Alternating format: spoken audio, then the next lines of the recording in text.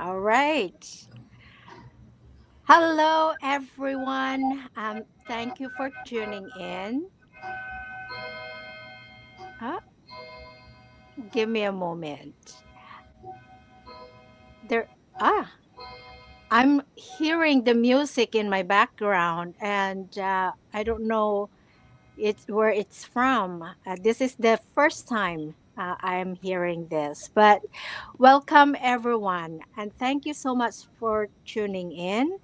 My co host today is joining us a bit late, but welcome to the Modern Seniors. We are so excited to actually have our guest this morning.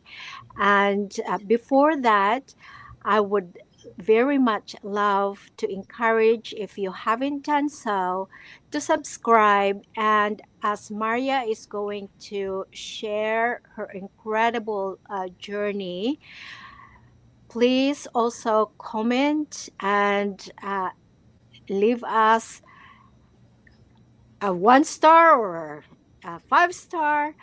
But we encourage you to tune in and to comment. And we are all about building community. And when in community, we can't do it on our own. So we need everybody, regardless of who you are, where you come from, the color of your skin, and your belief. You are part of the community. So let's build community together. And again, my name is Ami. I would love to welcome our guest today. Her name is Marja-Bergen, and I met you, Maria, through LinkedIn. Yeah, and the incredible story that you led is, to me, I said you really have to come and share your story. And so it is, as always, this is a coffee shop style conversation, and we really want to dig in um, with your story. So, Maria, thank you so much for coming, and we would love to hear more of your stories. Well, thank you very much, Ami, for having me. I do like to tell my story because it's been an exciting life I've had. hmm So, tell us a little bit about you're very open about your mental health, and you noticed it when you were young. Am I right? How old were you? I was 19 when I first got sick, and I didn't really know what was happening to me. There were funny things happening in my head. But very quickly it escalated to what I came to know was psychosis. And I was diagnosed with bipolar disorder, which 20 years later was identified as bipolar disorder. Oh, no, no. At first, they thought had schizophrenia, but Wow. history advanced, psychiatry got more modern, and they realized what they had thought was schizophrenia was actually bipolar disorder. But for 20 years after leaving the hospital, I was still having um, psychosis, and uh, and so life was tough. It wasn't until I was 42 2 years old that the right medication was found for me, and I was able to improve my life. hmm That is very, very interesting.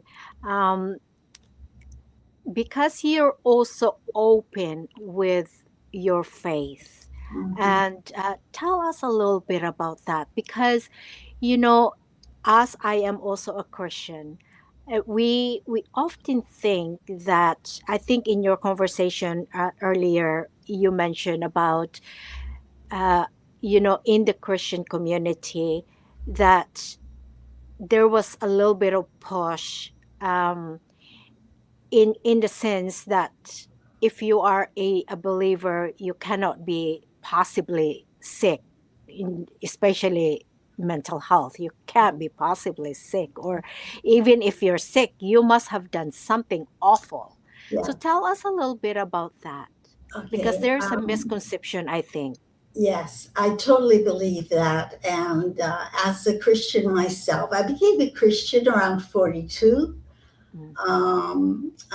But I knew that I had a serious mental illness, but I also knew that I had a good relationship with God, and He was helping me cope with a life that was very difficult. Um, and so I saw what was happening in the church, and it is in the whole world actually, the stigma of mental illness. But I thought, at the church, there should not be any stigma because, well, we know God. We know God. We know that God loves, and we should love people with mental illness, even if we don't completely understand what makes them that way. And so, I decided, okay, this is not right. This is not justice for the church to be giving people with mental health problems a hard time. It's not right to call them sinners, which was actually happening at that time. Mhm. I'm talking around the year 2000. And that's when I recognized, okay, something has to be done. I started writing a book called A Firm Place to Stand. And with that book, I was hoping for people, Christians, to read it, to understand what it really is to have a mental illness, and yet to believe in God and to trust Him and to have Him help me be a well person.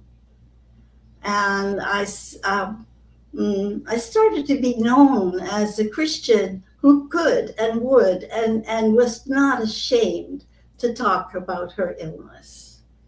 And that's how my real story started, the story of Living Room, which has become so much a part of who I am. That's Um, very interesting. You mentioned about the book, the first book. Do you have a copy of it? no, I'm sorry, I don't. Okay. That is actually not in print anymore. Uh, Okay. yeah. um, mhm. But can they still find it in online, I even think though it's not there will printed? be places they could find it online, even maybe secondhand copies. But I mean, this book was published about, I think it was 1999. So it's a long time ago, and it's gone out of print, unfortunately. But I have written many things since.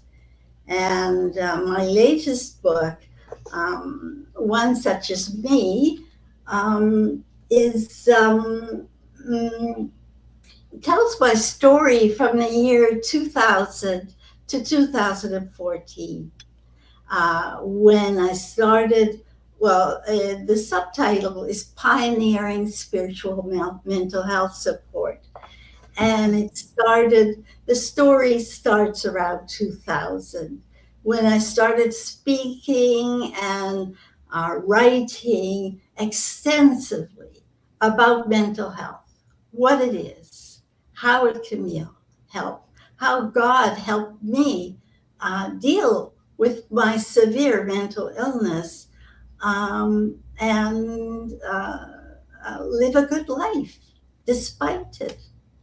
Yeah. This is very this is a very timely, Maria, your story, because we think of mental health and we think life is, is change.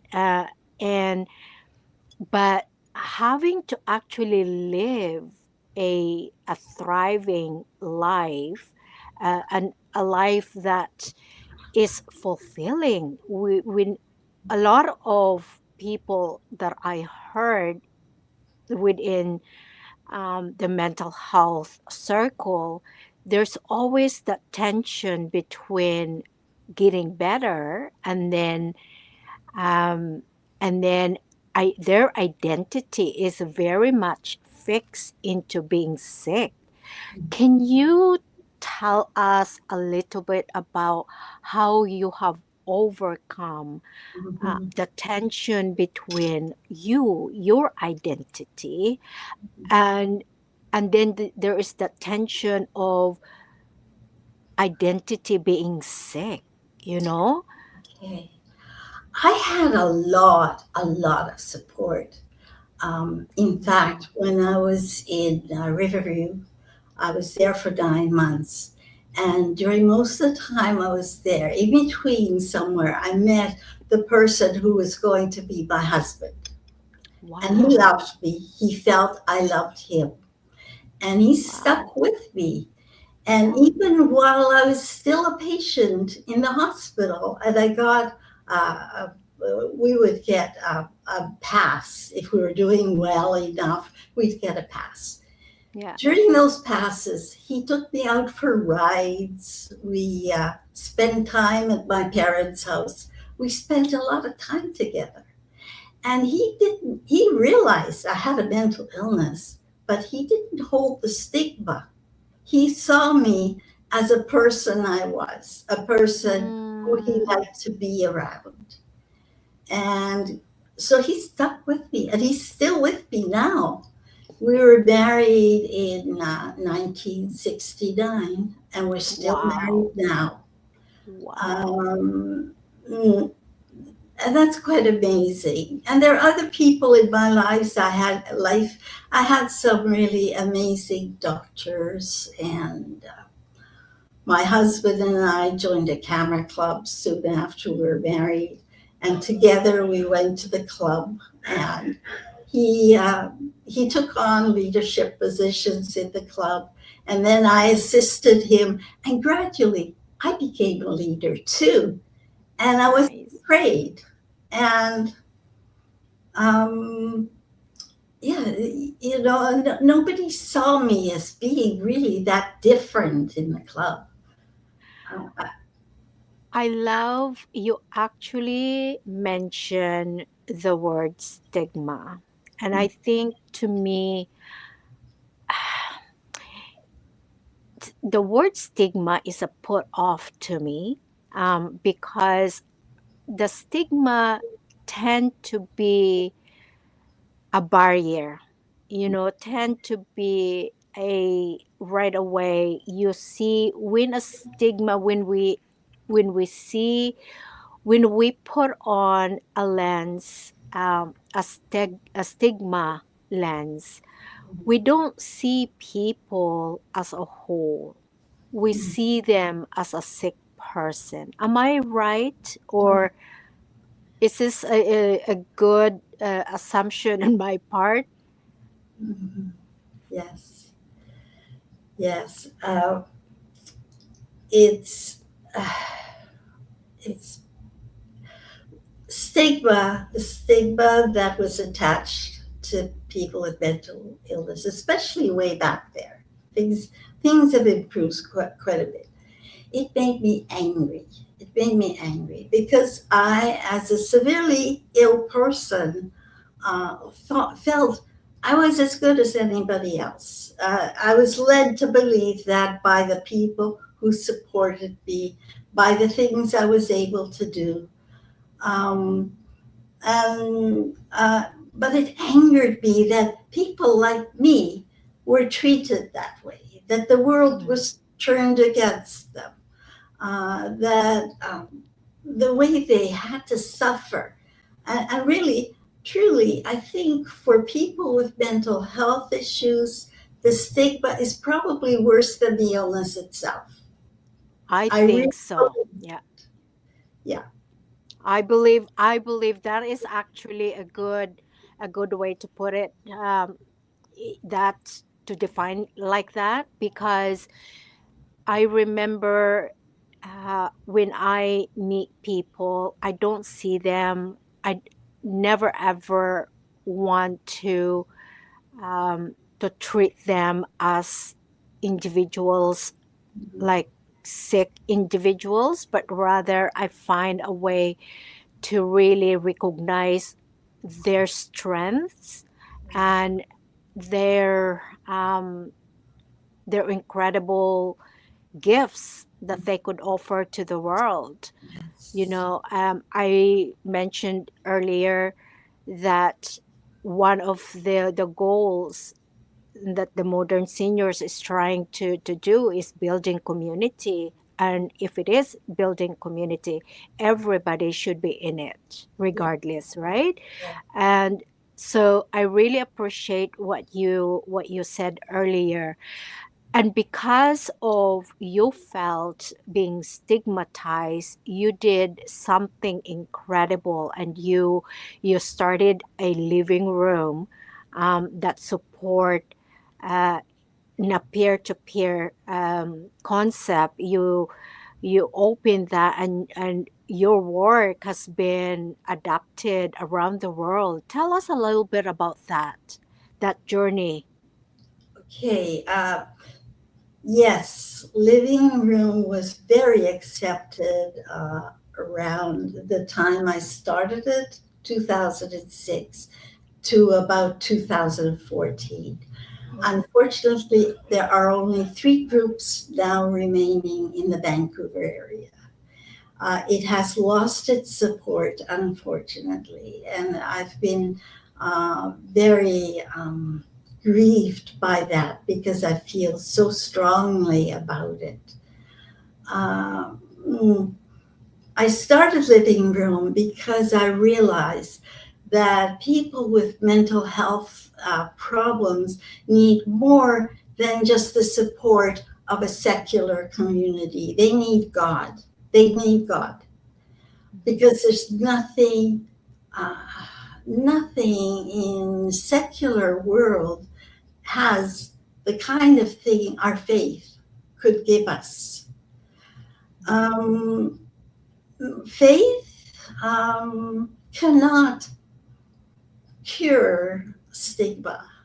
Uh, uh, Medication cannot cure stigma. In fact, coping cannot cure it.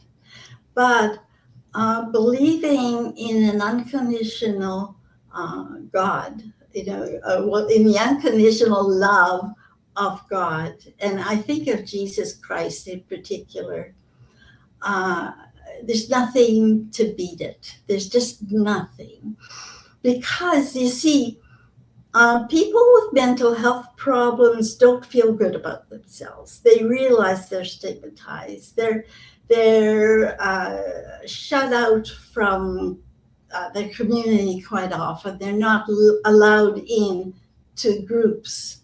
Uh, they are they are just um, it's hard to describe. They're not part of. They don't feel part of things. Now So they they're always looking from the outside in rather yes, than included and yes, belong yes. to a certain groups. And you talk a lot about, again, there is a tension um, of the world and tension of being a believer.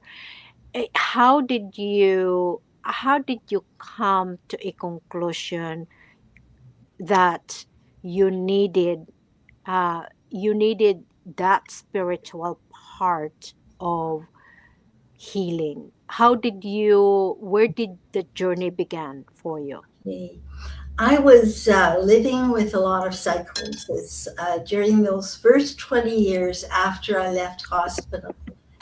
And after I left hospital, I lived, well, for 20 years. I was still thought to be have schizophrenia Okay. because psychiatry had not advanced enough to recognize the difference.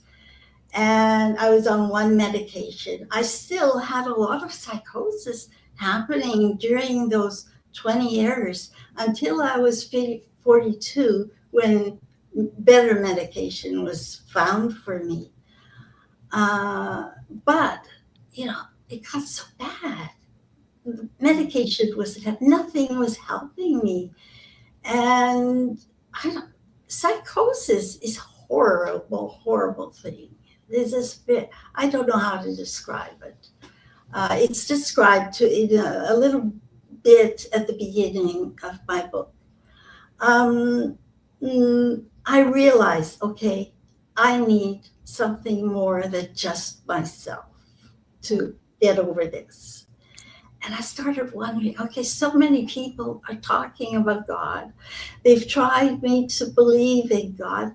Maybe, could there possibly be something there that is true? I went to the Mm. library looking for information about God. I didn't go to church. I went to the public library. And what I read in a little book I found, I think it was a book called Are You There, God? Something like that.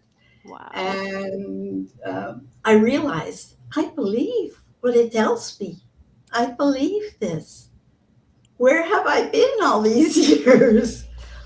And it wasn't a difficult thing to believe. And so, yeah, that's how I came to be a believer. And I haven't gone back. Uh, I have a very strong relationship with Jesus.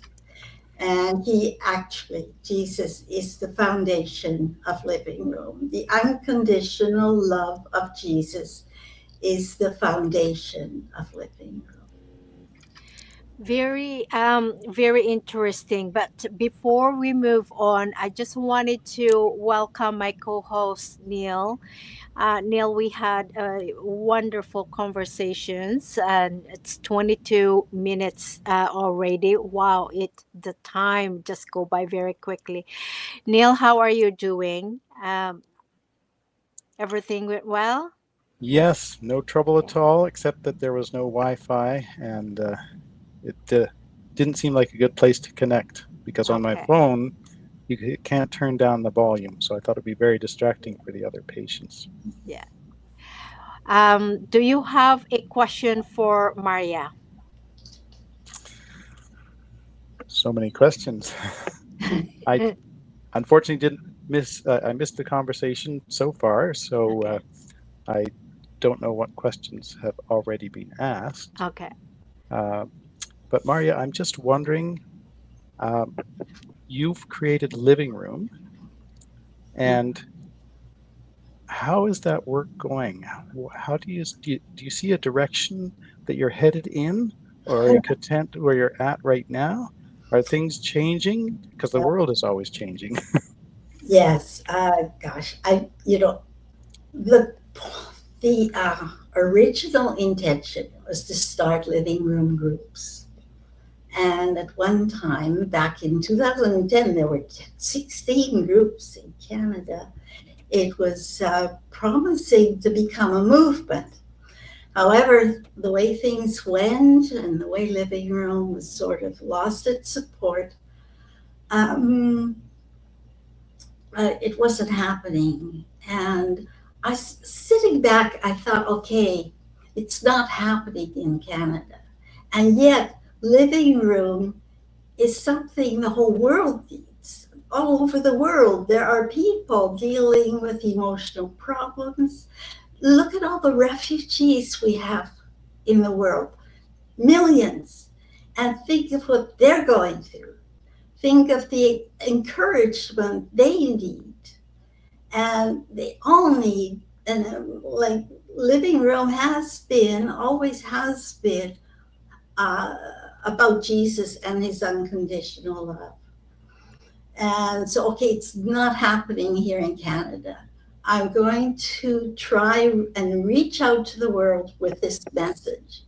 So I got a LinkedIn account, and amazingly, it allowed me so much. I was able to speak to people in every corner of the world, really, people you wouldn't believe. I was able to speak to. I spoke to Antonio Guterres a number of times, just leaving comments. All over the world, people were crying about the state of the world. And I wanted to tell them, yes, but there's a lot of hatred, but there's a message that Jesus has of his unconditional love. And so I tried to bring that into conversations wherever I went. And what ended up happening, I ended up having contact with, must be about 300 Rohingya refugees now. And they really took to the message. Mm. And they are my most faithful followers. And it's very strange. Here's a Christian woman talking to hundreds of Muslim men, because I very seldom talk to a Muslim woman, but all these men were listening to me and responding well. Mm. Um, for quite a while now, I have been publishing my devotionals on LinkedIn, not only for the Rohingya, although they seem to be the ones that were better in connection with me, but for the world. And my devotionals are sort of the meat of Living Room. Mm. That They, uh, they, that mhm, message of unconditional love is so important, and I'm starting to realize the importance even more now that I've been diagnosed as neurodivergent, because when you're neurodivergent, a lot of the time, and you don't have any diagnosis, a mhm, lot of the time you get the feeling, I must not be a very nice person because people find me so difficult to deal with. And then when you hear the message of unconditional love, that makes you realize that you feel recognized and accepted. yes. And people with such problems, people like you, me, who are so hurt by the way the world looks on them. The message of love is amazing. It's huge. It's bigger than any other message that uh, uh, is being received by people in the church, Mhm. because Living Room brings together people with these problems, their peer support. So all Yeah, the and people in the groups understand each other. right. It's a Yeah, healing message. It's the yeah, best Exactly. healing. I yes. was going to say that it is on its own a balm to a hurting soul, Hmm. and that you're able to accept uh, the love, the unconditional love. And I think this is what really makes a difference between that message and not to say that one or another, but we're saying that in the mental health, in the mental disease, you can have a mental disease, and yet to live fully, live purposely, Yes. and live your life in spite of, because of that unconditional love. uh, Mhm. y- you know what's interesting that we're having this conversation, Maria, because maybe 10 years ago, I think there is a still a push about including spirituality in mental health. And now, um, it is becoming like a welcome Mhm. conversation. As a matter of fact, we are. I got invited to do a presentation on the 20th, and it is in the topic of the psycho spirituality. And so it will be included, a community, the role of community, which I have the passion for, and then the other person is bringing his own live experience, and then the other one is an OT.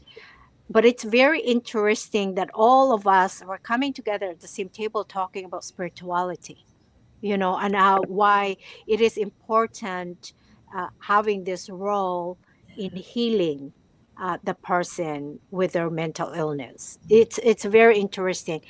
And I think one of the things I really wanted to appreciate, and we can talk, and I know Anil and I, we can talk about this for another 2 hours or 3 hours. Um, but what we have decided is that we would love to invite you again for the part two, and hopefully part three as well, to really go deeper into the story and how living room can be resurrected, and people can hopefully start their living room wherever. You just need one person, and we call it living room because it's supporting each other. So that's what we wanting to do. And um but before that, we are just nearing to the end, Maria. We would like to once again, just do a quick plug in. We are grateful for the donation, financial donation from Lartis Design. So thank you so much, Lartis Design, for sponsoring, and that money will enable us to pay for the whole year, for our subscription, because right now we are using free subscription. And we encourage all of you, once again, if you haven't done so, leave a comment for Maria and her story. In the comment as well, we included her website, and she is also in LinkedIn, which I also include that in our post. And if you don't know absolutely where to find her, shoot us an email, at bcmodernseniors@gmail.com, and we would love to pass on Maria's, how you can get involved in Maria's work and what she's trying to do, bringing the living room as a movement and growing it, not just in where we are, but also around the world. That would be really nice. And so, yeah, thank you so much, everyone, for tuning in. And Neil, do you have a last comment that you wanted to ask Maria? And then we give Maria the last chance to encourage people. Yes, Maria, I guess the question that's still on the table is, can we have you back to talk with us again? I'd love to. I'd really love to. Yes. That Yes. would be wonderful. Yes. You wanted last comment from me? Yes. I will say, uh, living with a mental health problem is not the end of the world. You can live a meaningful life despite that. Yes, Ah, it's Thank you. possible. It's very possible. Don't leave hope. Don't don't um, don't lose hope. Don't lose hope. yeah. You can have a good life. Yeah, Yeah. I believe it. And so the message, thank you so much for that encouragement, Maria. I think that the message that really um, I took away from this conversation is that mental mental illness is not just for one subgroup of people. Everyone can be touched by this, and mental health is also rising. And we know that the problem, we see it all around us. But what I also really heard from Maria is that even if you're experiencing mental illness or mental health, um, we ought not to treat people differently, and defining them by their illness. Because if we wanted to really see the good in people, we ought to be seeing them as a whole, not just the illness itself, but as a whole. Because as Maria said, as she's going through her mental health, people have shown and invited her that there's more than just the illness, but there's more than to her. And she was able to live a more fulfilling life. She got married, and she has a purpose. So that's probably where I would love our next conversation is living um, living a purpose. And where do you find your purpose? And also, how do you start even treating yourself to that point of seeing the incredible worth that you have. So is Mm. that sum up, Neil and Maria? That sum up our conversation today? Yes, and there's a whole other side that I don't know if we got into at all, which is that mental health issues can be invisible.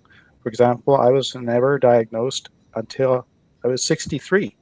So I was living this whole time with these issues that I wasn't aware of, except that I knew I was having some difficulties. And I think this is because we don't want to acknowledge these issues. Certainly not in ourselves, but not in anybody we know either. So we find other language to describe them and other ways of dealing with them that aren't as helpful as recognizing that everyone is different and we all function differently, and to have the same expectations for everyone is not reasonable. Yeah, yeah, I agree. I agree. So to this, we will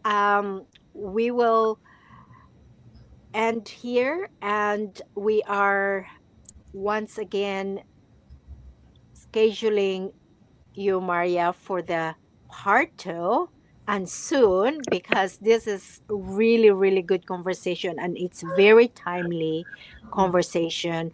And Neil, you mentioned about language, and that is actually very important in the way that we are having conversation with people, because language actually is a big part of healing, a big part of not healing. And so we wanted to continue this conversation, and um, Maria already told me, and Maria, do you want to tell Neil about the surprise, or shall I tell him about the surprise? No, I can't remember what you're talking the about. book, What do you mean? the book, What's the surprise? The the book. the book. Oh, the book. The book. Yeah, Oh, you do. yeah, Yes. Oh, we sent you a copy, both of you. Oh, thank you. And yeah, it tells the best part of my story from 2000 to 2014, when Living Room was really coming into being and was showing promise to become a movement.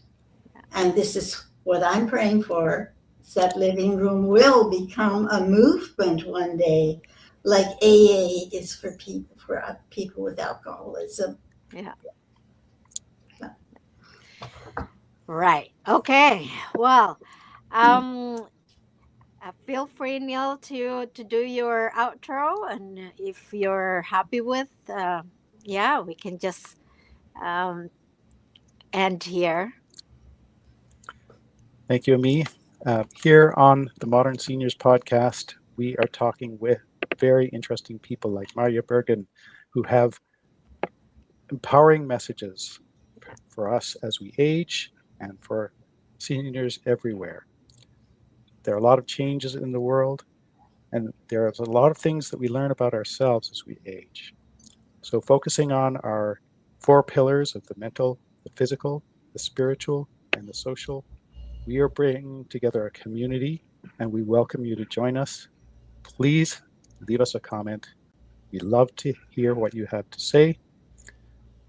Uh, Contact us if you're interested in becoming a sponsor or a partner, or if you'd like to be a guest on the show, or if you know anyone that you think should be a guest on the show. We look forward to hearing from you. Thank you so much, Neil. And Maria, thank you very much. I am going to end the stream now. Um, give me a moment.